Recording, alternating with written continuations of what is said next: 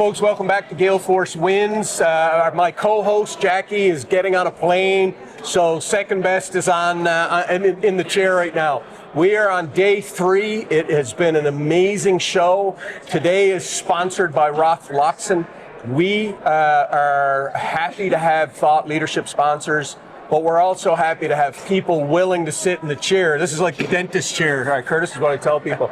Curtis, go ahead and introduce yourself. Yep, thanks Jerry. I'm Curtis Doran. I'm the treasurer of the Chamber of Commerce, part of the event team for Minex. It's been a phenomenal 3 days so far. On the business side, I'm the CEO. I'm a co-founder of a group of companies, Big Land Networks. We do IT network support. We do the audiovisual support for the event. Big Link Internet is an internet service provider in a couple of communities here in Labrador. BlockLAB is Newfoundland and Labrador's biggest data center infrastructure operator. We operate 2 data centers here in Labrador, one in Wabush and one in Goose Bay. And our newest company, subsidiary of BlockLAB, is Hestia Heating Inc. We've actually repurposed the high-powered computing that we use in our data centers to produce heat for businesses, homes, commercial operations. So it's a way to be able to use that energy twice rather than just dumping the heat from the computer processes. It makes a smarter heater rather than just using a baseboard heater that you have to pay for. You'll actually make revenue with this model.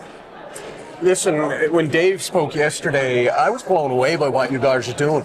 Tell me a little bit about your journey. You know, what prepared you for all of these very interesting and unique businesses? Yeah, it's a long, storied history. Dave and I actually started at IOC in various parts of operations back in 2009 on the same day. And about 10 years later, Dave was able to get away, and about 12 years later, I got away. But we had the region is underserved from a technical standpoint. Some of our team are very well versed in IT and network provision, network design. So we started Big Land Networks in 2016. We had a hope to do internet in Churchill Falls actually, and came up with the idea in my garage one night that we would start mining Bitcoin. This was 2016. Yeah. Very, very nascent industry at that point. We began with one miner, Bitcoin miner in my garage. By the time we cut my heaters out to put the 10th and 12th miners in, we realized we had to use the heat.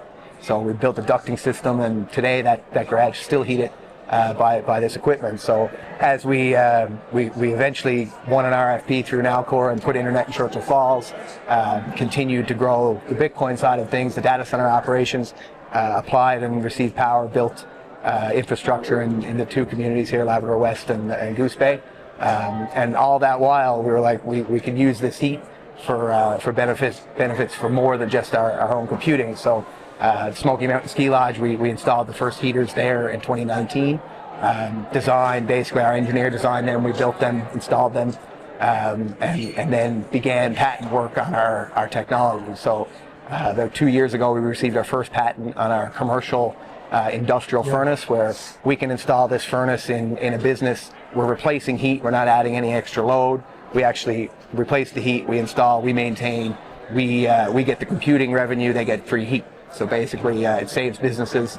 There's about a dozen now in Labrador that are saving their power bill in the winter from their heat. So it gets the bottom line looking better for businesses, makes them more competitive on a global scale. So it's using the energy twice basically. So that's spun into 2 patents now on that technology, and a third one we just received where we're going to couple our technology to an EV charging system so that you can use the infrastructure. Right now, EVs are not very well adopted, but in Labrador, we're already used to plugging our vehicles in.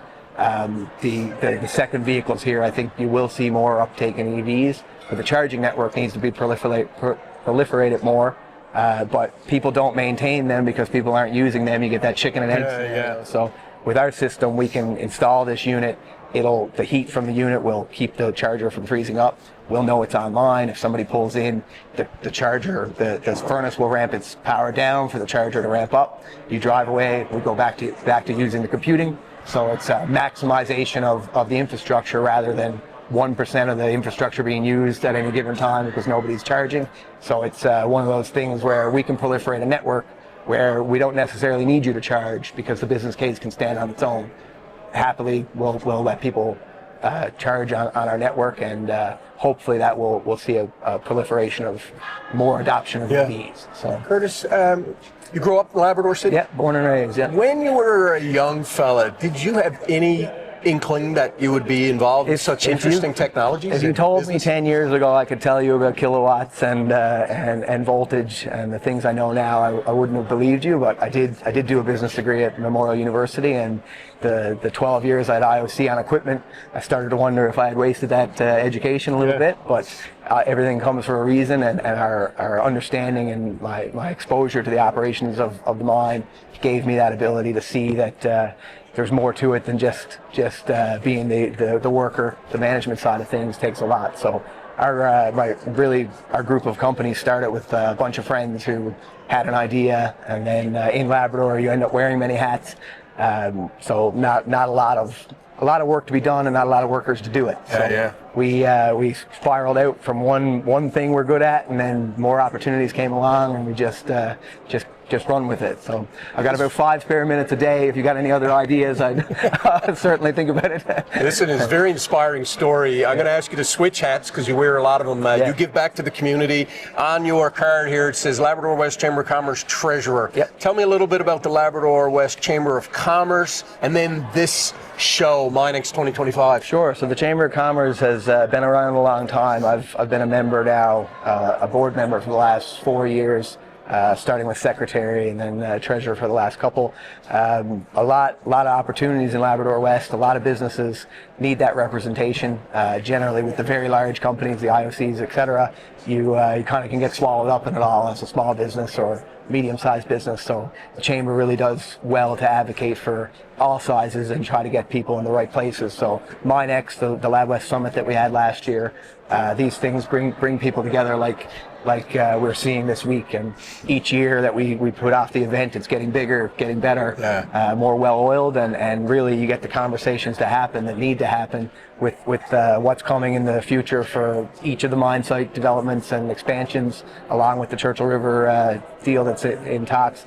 A lot of work to be done, so it's really good that we have the Labrador West Chamber of Commerce. The Labrador North are doing an excellent job on the east side as well, and like they mentioned earlier today, without the Labrador North, we wouldn't have had these booths in time. We would have missed the ability to have this trade show. So really collaborative, and Labrador generally, I like to say, like you won't be stranded on the highway in Labrador. No, the first guy who comes by is going to stop. You might be hitchhiking on outside Holyrood somewhere for an hour or two, but Labrador helps Labrador. We know that without a hand to help you, you don't get the progress that you need. So love to see it, and even in the business community, you see that as well. Well, I can tell you this, Gale Force Winds has been welcomed with open arms. My business partner and I have traveled the island extensively. We hadn't been invited to any shows in Labrador until this one. And I really feel that this is rounding out our business because, you know, just listening to you talk, there's so much positivity, there's so much incredible leadership and business acumen here. So it really gives me a great deal of pleasure to be able to shine the light on that through the network that we've developed. So, Curtis, it's just an absolute pleasure to be here. Gale Force Winds is proud and privileged to be able to bring the stories of the businesses around here. We hope to be back. Yeah, I think we'll definitely be hoping to have you back as well. And really, you're bang on. We want to get the message out there that Labrador is open for business. It is a lot of opportunity for people to come here and grow, and services like yourself is really what can get us out there. So really appreciate your time here, and thanks for the chat. Well, Curtis, I tell you, folks, this is what leadership is all about. This is a gentleman who has many, many businesses, and he's given back to the community through the chamber. I'm in awe of what you're doing, Curtis. Keep up the good work. This community, this province needs what you're doing. Thank you, sir. Have a good one.